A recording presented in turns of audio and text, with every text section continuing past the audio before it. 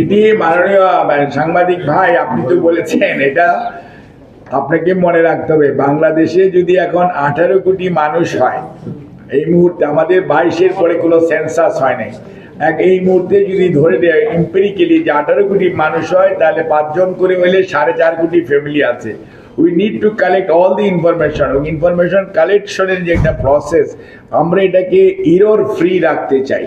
Inclusion এবং এক্সক্লুশনের মধ্যে কোনো ইরর যাতে না থাকে, আমরা সিঙ্গেল কার্ডে যেতে চাই। সো আমরা ডোর টু ডোর, আমাদের যে গণনাকারীরা এরা সবাই গভর্নমেন্ট কর্মকর্তা এবং কর্মচারী, they are going to all the doors.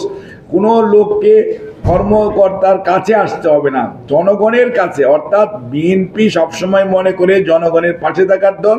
BNP তার প্রশাসনকে এমনভাবে ব্যবহার করতেছে, জনগণের বাড়িতে যাচ্ছে ইনফরমেশন কালেকশনের জন্য অফিসাররা, এবং সেখানে on the spot manually as well as electronically আপনার ডাটা কালেকশন করা হচ্ছে।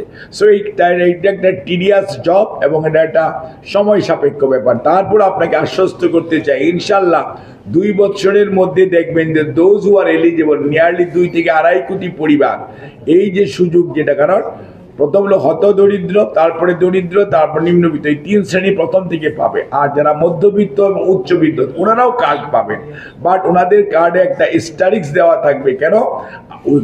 রাষ্ট্র চায় তাদেরকে সম্মান দিতে, যে ওনার মিসেজ বা আমার Mrs, they will also get the card, but তাদের কার্ডটার ওই টাকাটা তারা কন্ট্রিবিউট করতেছে কাকে?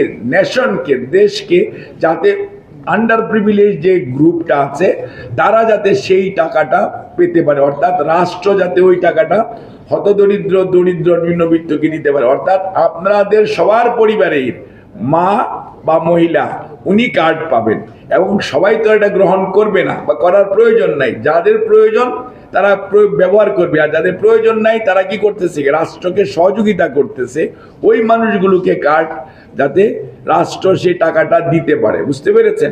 কাজেই কার্ড পাওয়াটা হচ্ছে it is your rights and privilege. রাষ্ট্র সেটাকে অ্যাকনলেজ করে এবং রেসপেক্ট করে। ধন্যবাদ।